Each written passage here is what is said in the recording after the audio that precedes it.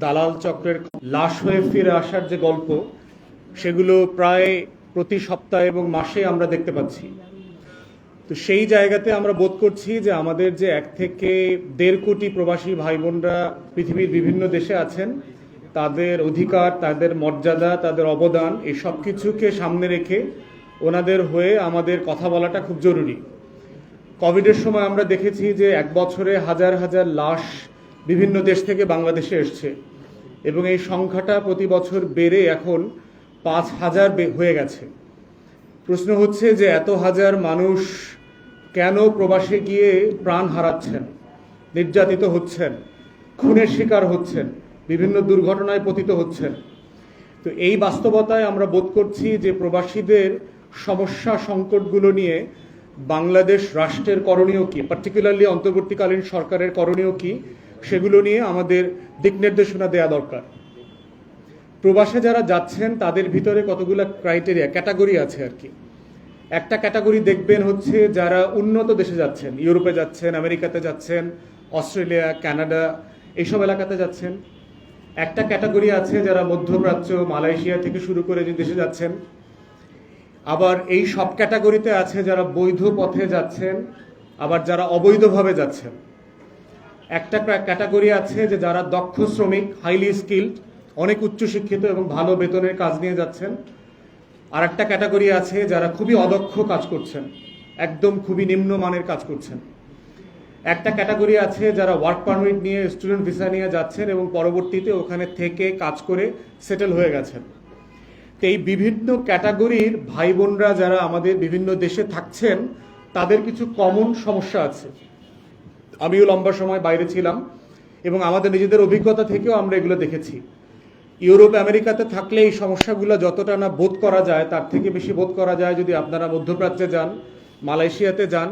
এইসব দেশগুলোতে আমাদের শ্রমিক ভাই বোনদের যে অমানবিক জীবন, কষ্ট এবং লাশ হয়ে ফিরে আসার যে গল্প, অধিকার না পাওয়া, গিয়ে আপনি দেখলেন যে আপনি একটা ফেক ওয়ার্ক পারমিট নিয়ে আসছেন, ওই কোম্পানিটা এক্সিস্ট করে না, ওই কোম্পানি বলতে কোনো কোম্পানি নাই।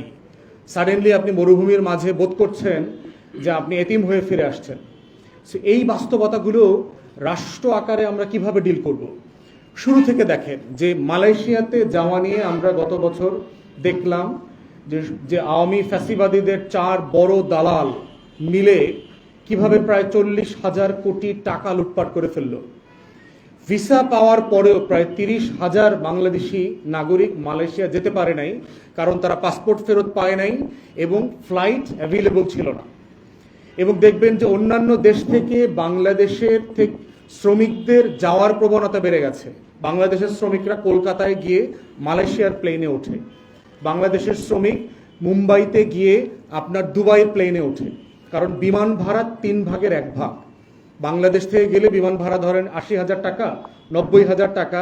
পুরো পথ ভারতে গিয়ে, মুম্বাইতে গিয়ে, কলকাতায় গিয়ে, তারপরও যদি কেউ দুবাইয়ে যায়, মালয়েশিয়া যায়, তার ভাড়া 30-35,000 টাকার মধ্যে চলে আসে।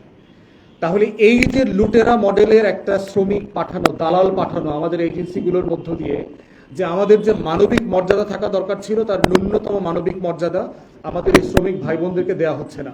এবং এই পুরো চক্রের সাথে আমাদের লোক পাঠানোর যে ব্যবসায়ীরা যারা আছেন তারা জড়িত, আমাদের প্রবাসী কল্যাণ মন্ত্রণালয় যেটা আছে, এদের মন্ত্রণালয়ের সচিব, মন্ত্রীরা জড়িত। এই প্রসেসের সাথে ওখানকার বাংলাদেশি রাষ্ট্রদূত, দূতাবাসের কর্মকর্তা কর্মচারীরা জড়িত।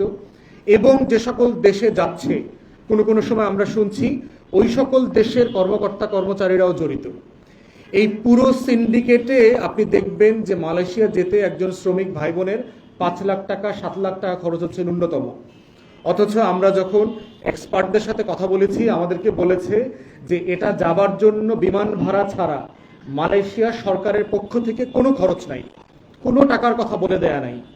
তাহলে এই 5 লাখ টাকাটা আমার যে ভাই বোনরা গরু বিক্রি করে, জমি বিক্রি করে, লোকাল এনজিও থেকে টাকা কর্জ করে, ব্যাংক থেকে ধার উঠায়, কার্ড দিয়ে টাকা তুলে, আত্মীয় স্বজনের কাছ থেকে ঋণ নিয়ে এতগুলো টাকা নিল, টাকাটা সে কে দিচ্ছে, কাকে দেয়া হচ্ছে?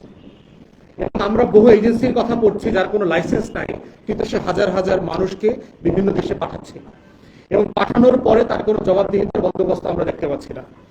কমন অভিযোগ দেখবেন প্যারিসে, ফ্রান্সে দেখলাম অবৈধ বাংলাদেশিরা তারা কাজের জন্য যে পাসপোর্ট করা দরকার এম্বাসি থেকে পাসপোর্ট পাচ্ছে না। ন্যূনতম সেবা দেশে আসার জন্য যে আমার ভিসা লাগবে না এই রকম একটা ডকুমেন্ট পর্যন্ত এম্বাসি থেকে পেতে দিনের পর দিন চলে যায়। লাশ পাঠানোর যে সমস্যা, যে আপনার পরিচয় আইডেন্টিফিকেশন কনফার্ম করতে করতে 1 সপ্তাহ লেগে যায়, এই লাশটা ওই দেশের হাসপাতালের মর্গে রাখতে হয়। অনেক জায়গাতে আমরা দেখেছি, আমাদের অভিজ্ঞতা থেকে দেখেছি, গরিব মানুষ, ছাত্র, লাশ পাঠানোর টাকা পর্যন্ত নাই এবং স্থানীয় যে দূতাবাস আছে তারা কোনো রকম সাহায্য পর্যন্ত করেন না। বাংলাদেশ বিমান একটা বাংলাদেশি লাশ বিনামূল্যে আনতে পর্যন্ত রাজি হন না। এই ধরনের বাস্তবতায় অনেক লাশ বিভিন্ন দেশের মর্গে পড়ে আছে। আর একটা সমস্যা আমরা দেখেছি, বিভিন্ন দেশে হাজার হাজার বাংলাদেশি নাগরিকরা জেলে পচতেছে। জর্ডানে দেখলাম আপনার 10,000-এর উপরে বাংলাদেশি জেলে পড়ে আছে, লেবাননে আছে, লিবিয়াতে আছে, বিভিন্ন দেশে আছে পৃথিবীর। কিন্তু এই মানুষগুলোকে লিগাল সার্ভিস দিয়ে বাংলাদেশের পক্ষ থেকে, বাংলাদেশ রাষ্ট্রের পক্ষ থেকে সাহায্য করা, তাকে আইনি সেবা দিয়ে তাকে বাংলাদেশে ফিরিয়ে নিয়ে আসার যে এফোর্ট দেওয়া দরকার, যে প্রচেষ্টা থাকা দরকার, সেই প্রচেষ্টার আমরা যথেষ্ট ঘাটতি দেখতে পেয়েছি। যদিও আমরা অন্তর্বর্তীকালীন সরকারকে ধন্যবাদ জানাই। আপনারা দেখেছেন যে যখন এই সরকার ক্ষমতা এসছে, গত ফ্যাসিবাদের বিরোধী আন্দোলন করতে গিয়ে দুবাইতে আমাদের 54 জন বাংলাদেশি নাগরিককে গ্রেফতার করা হয়েছিল এবং যাবজ্জীবন পর্যন্ত শাস্তি দেওয়া হয়েছে। প্রফেসর ইউনূস ওখানকার আমিরের সাথে কথা বলে তাদের সবাইকে মুক্ত করবার ব্যবস্থা করেছেন। আপনারা দেখেছেন যে ওমানে এবং বিভিন্ন অ্যাম্বাসিতে আমাদের যারা প্রবাসী ভাই বোনরা আছেন তাদের সাথে কি পরিমাণ ব্যবহার করা হচ্ছে, দুর্ব্যবহার করা হচ্ছে, গায়ে হাত তুলে পিটানো হচ্ছে, এমন ভিডিও আপনারা দেখেছেন। এবং যেই সকল আমরালা জড়িত তাদের প্রমোশন পর্যন্ত হয়েছে, কোনো কোনো জায়গায় এখন সে সচিব পর্যন্ত আছেন, নির্বাচন কমিশনের সচিব পর্যন্ত হয়েছে। এই লেভেলের দুরবস্থা আমাদের রাষ্ট্রের যেখানে, অথচ তাদের টাকা নিয়ে আমরা গর্ববোধ করি, রেমিটেন্স যোদ্ধা বলি, তাদের ডলার আমাদের ভালো লাগে, কিন্তু তাদের জীবন ভালো লাগে না, তাদের লাশ আমাদের কাছে ভালো লাগে না। শুধু তাদের টাকাটাই এই রাষ্ট্রের কাছে মর্যাদাবান, এই সম্মানের। সেইখানে আমরা বোধ করছি যে প্রবাসী ভাই বোনরা যারা আছেন তাদের অধিকার মর্যাদার পুরোটুকু এই রাষ্ট্রকে এনশিওর করতে হবে। একটা বড় জায়গা দেখবেন প্রবাসে যখন থাকে